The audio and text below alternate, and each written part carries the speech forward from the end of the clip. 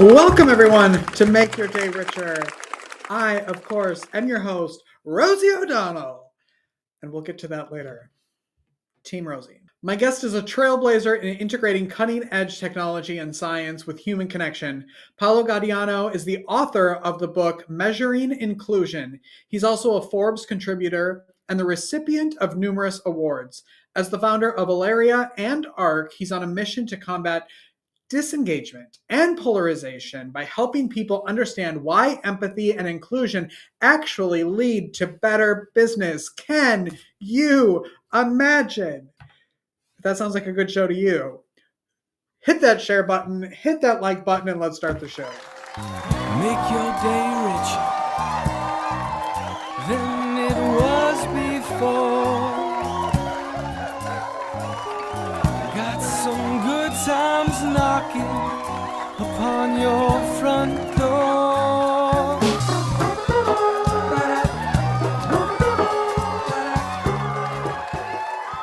Good morning. Thanks for being here. Good morning. It's a pleasure to be here. I'm excited to talk to you today. I feel like this is going to be one of those things where we should have you on for 6 episodes that are all 4 hours long. So we'll see how much we can cram into a 10-minute interview. Tell everybody about your book, Measuring Inclusion. Yeah, I wrote this book. It came out in September of this past year. I've been writing for about a year before that. And it talks about the work that I've been doing, which is focused on how do you actually focus on creating inclusive environments in the workplace? And how does that lead to organizations that are both more diverse, but also that are making more money? And part of the reason for writing it when I did was because I've been working in diversity and inclusion for about 10 years. I was aware of the fact that a lot of the focus on diversity alone was likely to lead to backlash. And sure enough, we're seeing that. And so when I started to see the really bad backlash, I thought that it was time to write a book that explained that there are ways of approaching diversity and inclusion that do not make people upset, that do not make people feel guilty, that do not lead to kind of a zero-sum game where, hey, you know, if you're going to add more of these people, it means that you're subtracting some of those people. And so I was very excited about the opportunity to write that book, and I'm getting a lot of interest in it because, especially with all the things that are happening right now and all of the backlash against DEI, there is a tremendous need for an approach that is more sensitive to the needs of business leaders. I think that was one of the things that was really missing. At the end of the day, like, what is DEI? Like, can you That's I feel like it has become this thing that I feel like a lot of people don't even really understand anymore. I think DEI, unfortunately, it made the mistake of becoming a political, essentially hot potato. And I feel that most people, when they talk about DEI, they don't really know what they're talking about. And I think, to be honest with you, it's true on it. And I hate to talk about the two camps, but right now, literally, there are two sides of the fence. There is it used to be that, 5 years ago, if you ask people how they felt about diversity and inclusion or diversity, equity, and inclusion, you get kind of a bell curve. Some people hated it, some people loved it, but most people just didn't really care one way or the other, or they were kind of agnostic to it. And now it's like you love it or hate it. And unfortunately, what I hear is that the people that hate it, when they say DEI, they think of something very extreme. They think of, critical race theory that makes all white men feel guilty because they're oppressors. And they think of these draconian rules that basically say you cannot get promoted, you cannot get ahead unless you happen to be a person of color or have a disability or be a woman or be gay or whatever the case might be. But in reality, when you then talk to people that have been supporters of DEI, the way they see it is, well, there have been all these historical injustices certainly in this country, toward Black people, but also toward Hispanics, toward LGBTQ, towards women, which is all true. And they see DEI as a way of righting some of those wrongs. I think what happened is that in 2020, with the murder of George Floyd, we were all glued to our television sets and our screens because of the pandemic, and there was this explosion that resulted in terms of an interest in DEI. And so the pendulum swung really hard in one direction. But unfortunately, a lot of the people that were jumping into DEI were doing that as a way of trying to right these wrongs. And so there was a lot of focus on societal fairness and justice. And the problem is that when you're running a company, you may believe in those, but at the end of the day, you're responsible to your employees and your shareholders. And if your employees get annoyed because they feel like, we have to hire more of these people, and that means you're going to be less likely to promote me, then people get upset about it. And so there's now this great misunderstanding where ultimately, and you might have heard some people talk about MEI. I don't know if you heard the term of meritocracy or, merit, excellence, and intelligence as being kind of opposed to DEI. And people literally say DEI is against meritocracy. and you should earn what you should earn the things that you have because of your ability, your skills, etc. And what's ironic is that in DI, that's exactly what people want. They say the same thing. They say, we want to make sure that if you deserve something, that you're going to be able to get it. So there's this really paradoxical situation right now where two fields or two camps that ultimately want the same thing. They want to be able to get a job that you're qualified for, be able to get promoted when you're doing your work, and be able to get compensated for what you're doing. That's what both camps want. But when you hear them talk about it, you would think that they're talking about two completely different things. Yeah, it's so true. Where, who would you say that your book, Measuring Inclusion, is for? Like, who should be reading this book?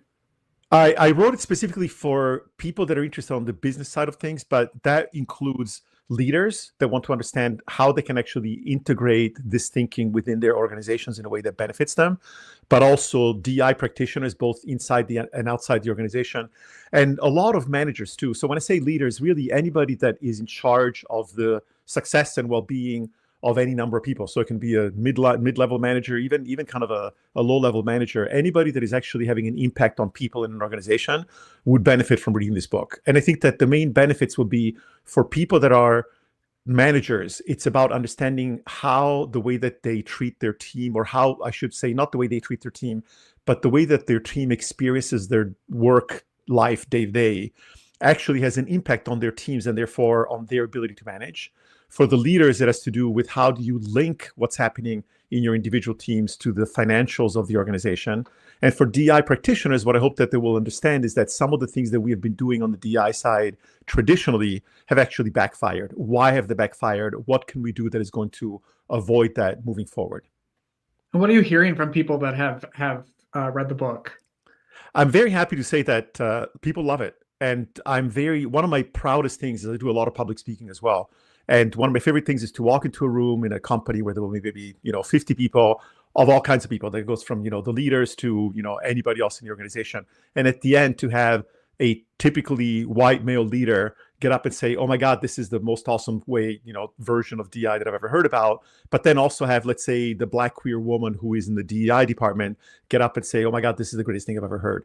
And to me, that's really my favorite thing, is that it brings people together. And I can tell you very candidly, like, I've not gotten any negative feedback on it. Everybody that has read it, and I've had people, and if you look at the endorsements in the book, I have endorsements from 15 people, quite a variety in terms of their roles, in terms of their gender, their sexual orientation, their ethnicity, their race, and everybody really, really likes it. So I'm very proud of that. And it's one of the reasons why I'm really, really excited to talk to you, because I love to get the word out and hope that people will be interested in reading it.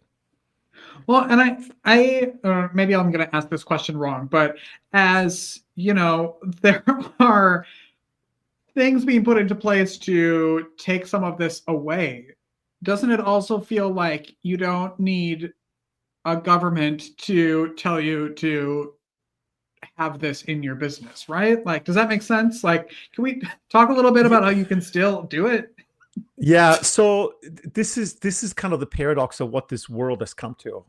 DI has become this flag that for some people it's really bad, some people are really good. And the idea, for example, in effect, the current president, the new president, just signed an executive order saying that literally they're going to fire everybody that works in DI in the government, and they want people to stop using DI. Now, here's the thing that's interesting. When they say that, do they mean the version of DI that they criticize? Or do they mean anything that has to do with DI? Well, I think what's going to be interesting is that DEI used to be just called diversity.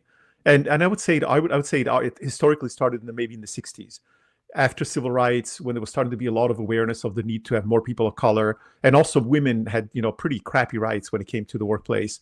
And so the work in diversity started, and then that became diversity and inclusion as people realized that, hey, you know what? It's not just about your skin color, your gender, your sexual orientation. It's about being included. It's about being part of the conversation. It's about feeling welcome in the workplace. And then more recently, in fact, only in the last 4 or 5 years, the word equity also popped up, which, by the way, the word equity also in and of itself creates a lot of anger with some people because it can get very easily misrepresented. Now, that work has been going on for 60 years, and it's going to continue to go. I mean, ultimately, one way to think of DEI, I think of it as portfolio management for your human assets. And we know that diversifying any kind of assets, whether it's your financial assets, your advertising, your products, diversification always has an impact on the success of your organization. And that's certainly true with your people. So to me, DI is about how do you find an intelligent way of diversifying your portfolio of human assets, keeping in mind that people are not stocks and bonds. You can't just like switch them around. You have to make sure that they actually are happy doing what they're doing, because otherwise they don't produce. So my sense is that if we just got away from the rhetoric, and my hope is that when people say, oh, we're going to stop all of DI, they will be very focused on the kinds of DI initiatives that have made them upset, and not use it as a blanket to eliminate everything that has to do with DI, because I think that would be devastating. I think that especially with companies that are struggling right now to retain their employees, the idea that they should stop anything that makes it possible for everybody to be able to be successful in the workplace, that would be devastating. That would be just a terrible blow to companies and to the economy as a whole. Mm-hmm. And Measuring Inclusion is available wherever you get books. If you go to Amazon, here, as you can see, I'm wearing the T-shirt. Amazon or any online bookseller, you can find it in electronic version. So there's Kindle version, there's electronic version, there's print versions, both paperback and hardback. And in fact, we're as we speak, I'm exploring the idea of also doing an audiobook version, because there are a lot of people who love audiobooks. And so I'm as we speak, I'm talking to some organizations about producing an audiobook as well. So Stay tuned for that. Good. And I want to touch on Aleria. Is that how you pronounce it? Or Aleria? Aleria, correct. Okay. Aleria. Tell everybody about that. When I started to work in DI, and by the way, I like to, when I talk about DI, I always start every presentation by jokingly referring to myself as the white elephant in the room, because it's not that common to have a white male, cisgender, heterosexual. I mean, I have all the privilege in the world. So what am I doing working in DI? I came into it about 10 years ago because I had been working for my entire life on using quantitative, kind of a unique quantitative way of understanding the link between an individual and the collective. In a very general sense, I'd studied neuroscience in my academic career. So I studied how individual neurons can collaborate to enable us to see and speak and move our hands. Like if you're Italian like me, you move them a lot more. So when I got into DEI was because I literally one day was sitting at a conference session, and I thought, how do you close the gap between the individual experiences that people have, and then when they talk about solutions, they talk about, dismantling racism and changing the hearts and minds of corporate America. So I spent about a year doing research and thinking, can I use my methodology to quantify the benefit of being more inclusive and having greater diversity? And then I saw that there was a great opportunity, and so I launched Aleria. I launched Aleria, which is it's a public benefit corporation, which means that it's a for-profit with a public benefit part of its mission statement. And then I also created a nonprofit called ARC, which is more of a research where we do some of the more core research. And I also have an academic footprint currently at NYU, and I organize an annual kind of academic style conference on diversity and inclusion. But Aleria is sort of the main place where we do this measuring inclusion. It's something that we developed at Aleria when we realized that there was a way to quantify not just diversity, but inclusion. And that's what the book is all about. And that's what Aleria does for primarily with large organizations, but we've also worked with startups, with mid-sized organizations. We work with nonprofits, we work with government agencies. That may not be happening again for a while, but we'll see. We'll see. Yeah, come back and update us. What's the best way that people can connect with you? I would say LinkedIn. One of the great things is that my name, Paolo Gaudiano, there are not that many of us out there, especially in the DI space. But LinkedIn, or you can reach, if you go to the Aleria website, which is aleria.tech, TECH. It's very easy. There's a contact form. I love getting LinkedIn connections from people. And I believe you can also follow me on Amazon. But in general, I would say the LinkedIn or our website is the best way to do it. Okay, good. What do you love most about your life right now? I love the fact that I am working in a space where I can actually make a difference in society, where I can actually try to make people's lives better.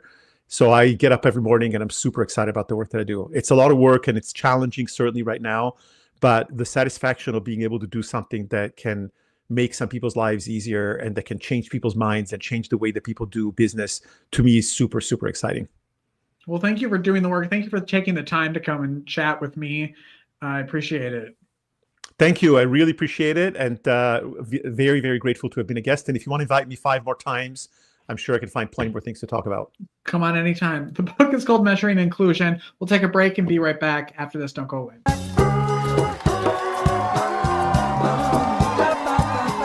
Life is difficult. Are you feeling overwhelmed or like you could use a little support for your mental well-being? Visit the Help Hub. It's the most comprehensive and inclusive free online destination for mental health resources, helpful tools, crisis hotlines, and supportive content. Just go to thehelphub.co to find the resources you need when you need them most. Unlike other resource pages, the Help Hub is divided into 16 different categories, ensuring that everyone in every community has access to the resources and support that matches their unique needs. Find the help you're looking for at thehelphub.co.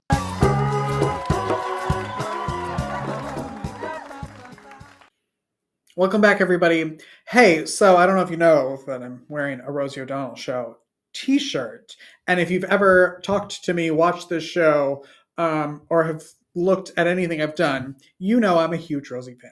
Now, this show is not political. My show, not political, not anything. This is a show about people doing good things in the world, not people who are threats to humanity. So I thought, let's celebrate people who are contributing to the world in a very positive way. And I want to start out with charities. Rosie's Theater Kids, which is Rosie's charity that she founded in 2003, that is still running today smoothly, has helped over 25,000 children in New York public schools. Arts and health. I was in that field for a very long time. Beautiful. Look it up. It's right here on your screen, rosiestheaterkids.org. A simple Google will tell you.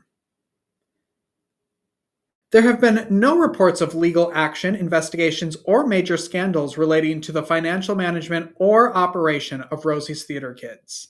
In fact, the publicly available information suggests the opposite. Transparency and accountability. Rosie's Theater Kids actively publishes its financial audits and IRS Form 990 filings on its websites. This level of transparency allows the public and watchdog groups to review their finances. Charity Navigator rating. Give Freely, which aggregates charity information, notes that Rosie's Theater Kids has received an 83% rating from Charity Navigator, a well-respected independent charity evaluator. This indicates a strong emphasis on accountability and finance, and they boast a high percentage of independent board members. While they mention a program expense ratio that may indicate that a significant portion of funds is allocated toward administration rather than direct services, this is a common point of discussion for many nonprofits and doesn't suggest misuse or fraud. If you are in the nonprofit world, you know that a lot of your funding should go to staff and making the nonprofit run.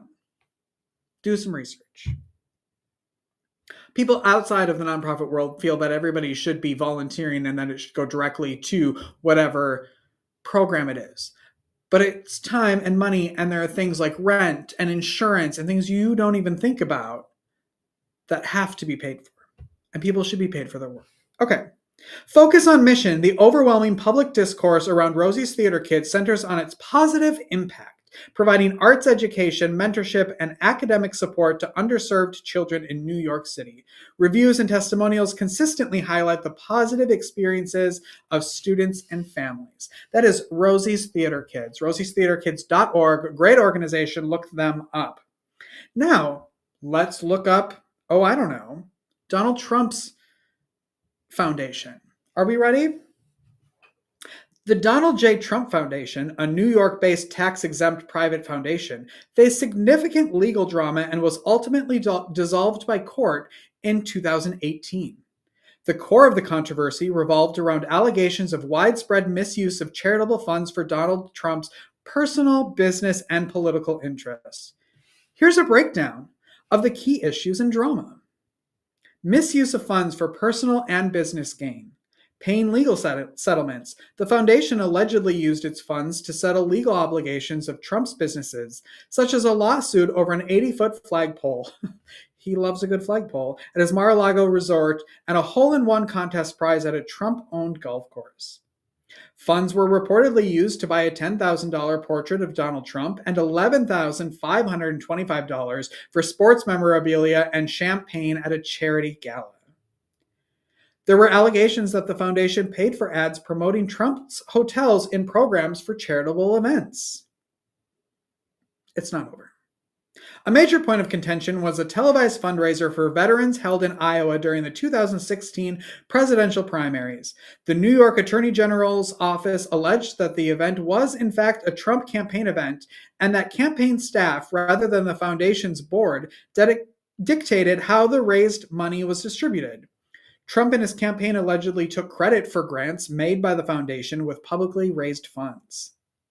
The foundation was accused of making an illegal $25,000 donation to the campaign of Florida Attorney General Pam Bondi, which was not properly disclosed to the IRS.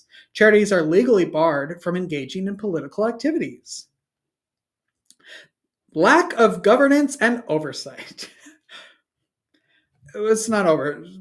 Get some popcorn. The New York Attorney General's investigation found that the foundation's board of directors largely existed in name only, reportedly not meeting after 1999.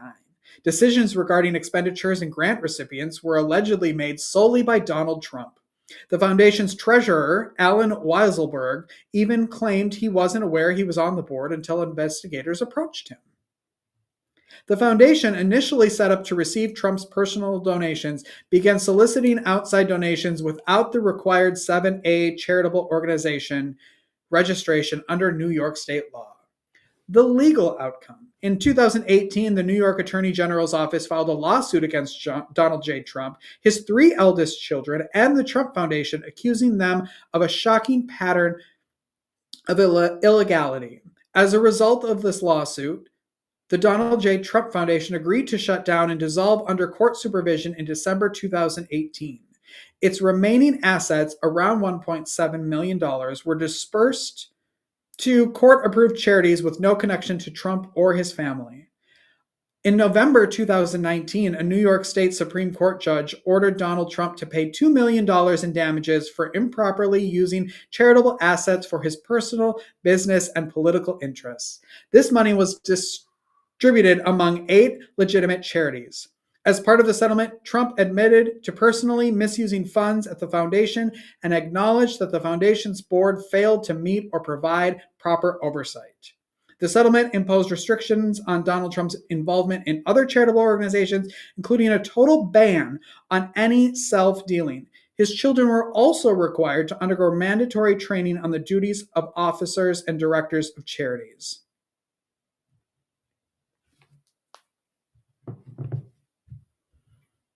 Go make your day richer.